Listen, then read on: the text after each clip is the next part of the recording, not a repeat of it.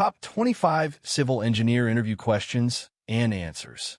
Civil engineering is a dynamic and respected profession that plays a vital role in shaping infrastructure, from roads and bridges to buildings and water systems.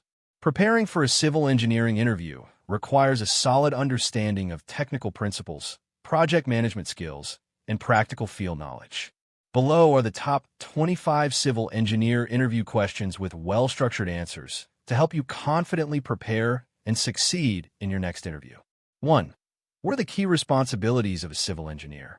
A civil engineer is responsible for planning, designing, constructing, and maintaining infrastructure projects such as roads, bridges, buildings, dams, and water systems. They conduct site investigations, analyze survey reports, and ensure compliance with safety and environmental regulations.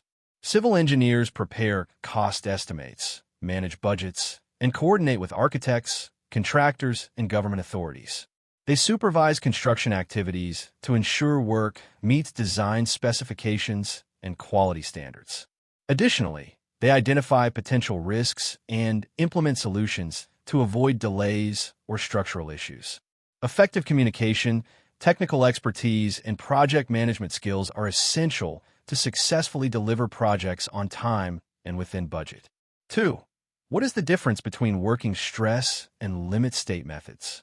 The working stress method is a traditional design approach that ensures stresses in materials remain within allowable limits under normal service loads. It is based on elastic theory and uses a factor of safety to prevent failure. In contrast, the limit state method considers both ultimate and serviceability limit states. It evaluates structure safety under maximum load conditions and ensures usability during normal operations. The limit state method is more realistic and economical because it accounts for load variations and material strength statistically. Modern codes prefer the limit state method due to its reliability and balanced approach towards safety and performance. 3. What is the purpose of reinforcement in concrete? Concrete is strong in compression but weak in tension. Reinforcement, typically steel bars, is added to concrete to improve its tensile strength and overall structural performance. Reinforced concrete combines the compressive strength of concrete and the tensile strength of steel, creating a durable and reliable construction material. Steel reinforcement also helps control cracking caused by shrinkage, temperature changes, and applied loads. Proper placement and anchorage of reinforcement ensure load transfer and structural integrity. Additionally, steel and concrete have similar thermal expansion coefficients, reducing internal stresses. Reinforcement enhances ductility, allowing structures to withstand unexpected loads such as earthquakes and heavy traffic. What are the different types of foundations? Foundations are classified into shallow and deep foundations. Shallow foundations include isolated footings, combined footings, strip footings, and raft foundations. These are used when the soil near the surface has adequate bearing capacity. Deep foundations include pile foundations and drilled shafts, used when surface soil is weak or loads are heavy. Piles transfer loads to deeper, stronger soil layers through end bearing or skin friction. The choice of foundation depends on soil conditions, load requirements, groundwater level, and project budget. Proper foundation design ensures structural stability, prevents settlement, and distributes loads safely to the ground. 5. What is soil bearing capacity? Soil bearing capacity refers to the maximum load per unit area that soil can safely support without failure or excessive settlement. It is a critical factor in foundation design. Engineers determine bearing capacity through site investigations, soil tests, and geotechnical analysis. Factors affecting bearing capacity include soil type, moisture content, density, depth of foundation, and groundwater conditions. Exceeding the soil's bearing capacity can lead to structural settlement or collapse. Therefore, engineers apply safety factors in calculations. Understanding soil behavior ensures appropriate foundation selection and long-term stability of the structure. 6. What is the difference between one-way and two-way slabs? A one-way slab transfers loads primarily in one direction to supporting beams. It is used when the longer span is more than twice the shorter span. Reinforcement is provided mainly in the shorter direction. In contrast, a two-way slab transfers loads in both directions when the ratio of longer to shorter span is less than 2. Reinforcement is provided in both directions to resist bending moments. Two-way slabs are more economical for square or nearly square panels. The selection depends on structural requirements, load conditions, and support configuration. 7. What is curing in concrete? Curing is the process of maintaining adequate moisture, temperature, and time to allow concrete to achieve its desired strength and durability. It prevents moisture loss from freshly placed concrete and ensures proper hydration of cement. Proper curing enhances strength, reduces cracking, improves durability, and increases resistance to weathering and chemical attack. Common curing methods include water curing, membrane curing compounds, and wet coverings. Insufficient curing can result in weak, brittle concrete with reduced lifespan. Generally, curing should continue for at least 7 to 14 days, depending on environmental conditions and cement type. 8. Were expansion joints. Expansion joints are gaps provided in structures to accommodate thermal expansion, contraction, and movement caused by temperature changes, shrinkage, or seismic activity. Without expansion joints, structures may develop cracks or internal stresses due to restrained movement. They are commonly used in bridges, pavements, buildings, and pipelines. Expansion joints are filled with flexible materials that allow movement while preventing water infiltration and debris accumulation. Proper placement and design of expansion joints enhance durability and structural performance. They play a crucial role in long-span structures where temperature variations significantly affect material dimensions. 9. What is the slump test? The slump test measures the workability or consistency of fresh concrete. It indicates how easily concrete can be mixed, transported, placed, and compacted. The test involves filling a conical mold with concrete, lifting the mold vertically, and measuring the decrease in height of the concrete. The slump value reflects the concrete's fluidity. A high slump indicates more workability, while a low slump indicates stiff concrete. However, excessively high slump may reduce strength. The slump test is simple, quick, and widely used on construction sites to ensure quality control and consistency in concrete mixtures. 10. What are the different types of loads and structures? Structures are subjected to various loads, including dead loads, live loads, wind loads, seismic loads, and snow loads. Dead loads are permanent loads, such as the weight of structural elements. Live loads are temporary loads from occupants, furniture, and vehicles. Wind loads exert lateral pressure on structures, especially tall buildings. Seismic loads result from earthquake forces. Snow loads apply in cold regions. Engineers consider all possible load combinations during design to ensure safety and stability. Proper load assessment prevents structural failure and ensures compliance with building codes. 11. What is a cantilever beam? A cantilever beam is a structural element fixed at one end and free at the other. It transfers loads back to the fixed support, creating bending moments and shear forces. Cantilever beams are commonly used in balconies, bridges, and overhanging structures. They must be carefully designed to resist deflection and cracking. Reinforcement is concentrated near the fixed end where maximum bending occurs. Proper analysis ensures stability under applied loads. Cantilever beams offer architectural flexibility and efficient use of space when designed correctly. 12. What is the water-cement ratio?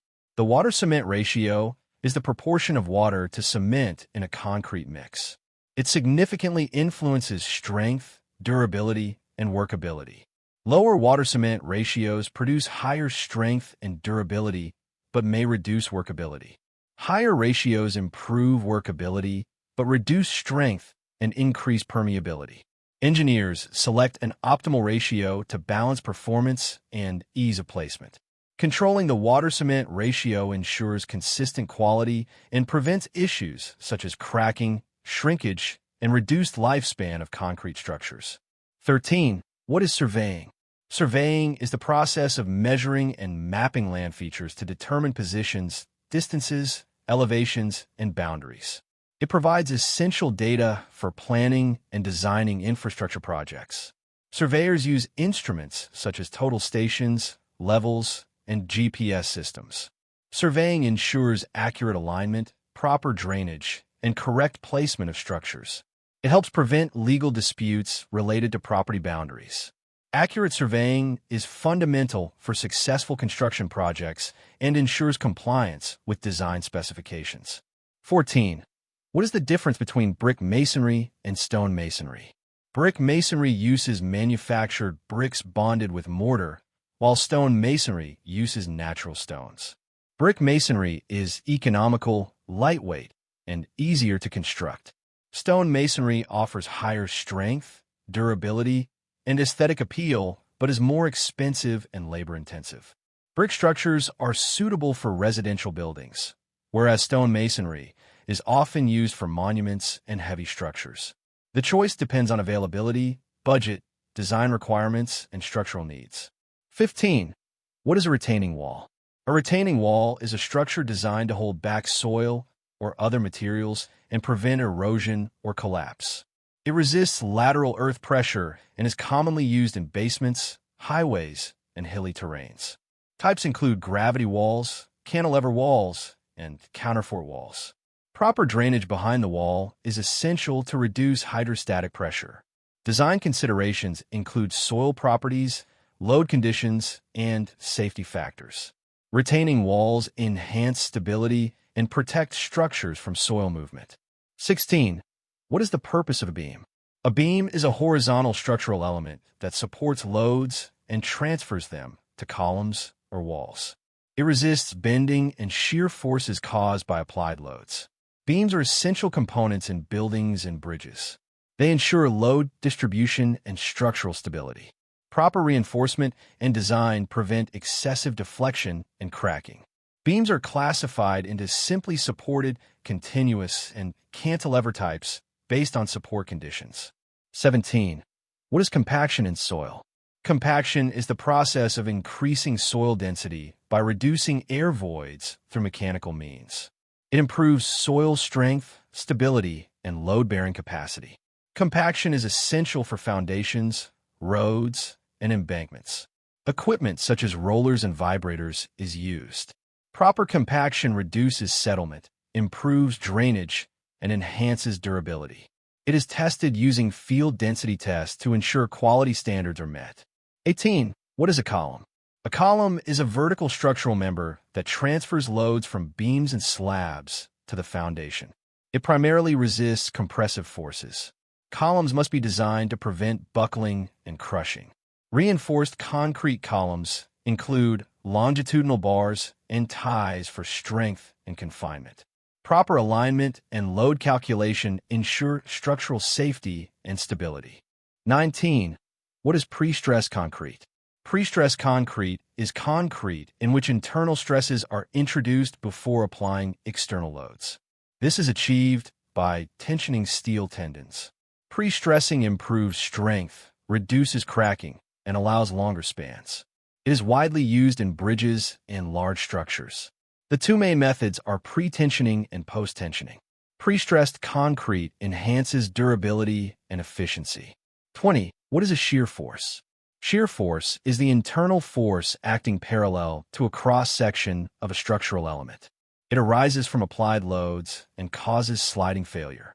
Engineers calculate shear forces to design proper reinforcement. Shear reinforcement, such as stirrups, prevents diagonal cracking. Accurate analysis ensures structural integrity and safety. 21. What is a bending moment?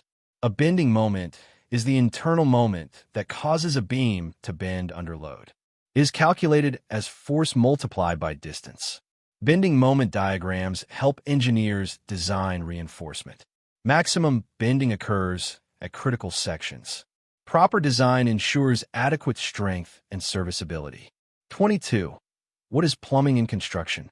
Plumbing involves the installation of water supply, drainage, and sewage systems in buildings. It ensures safe water distribution and waste disposal. Proper plumbing design prevents leaks, contamination, and structural damage. It must comply with health and safety codes. 23.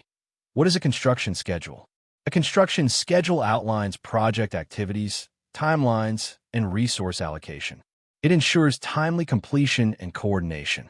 Tools like Gantt charts and project management software help track progress.